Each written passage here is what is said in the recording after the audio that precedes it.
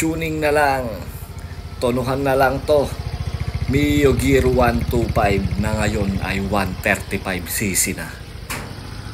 Ayan yung tunog ng makina, pakinggan nyo. So tinotono na lang namin para maipinali na ito, motor na ito. Pero all goods na to mga bossing, 135cc.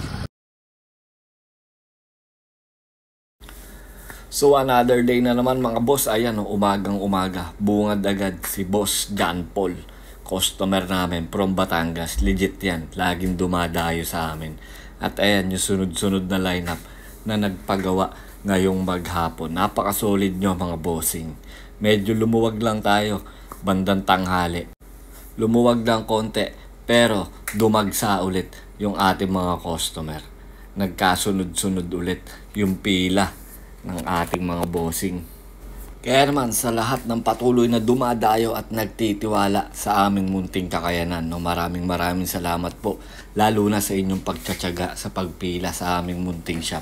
Hindi man namin kayo ma-accommodate ng sobrang ganda, ay ginagawa naman po namin yung paraan para umuwi kayo nakangiti. At ito pa yung aking ADB 160 na niremap, at may mga humabol pa na nagpakalkal, nagpa-degree at nagpa-regroove ng kanilang CVT, isang NMAX at isang Samurai. At eto na yung Mio Gear 125. Inalis na namin yung stock black 54mm black set in. Ayan So naisalpak na natin. Susunod naman dyan yung cylinder head. Siyempre linis na linis yan Naka port and polish yan para sa mas magandang airflow.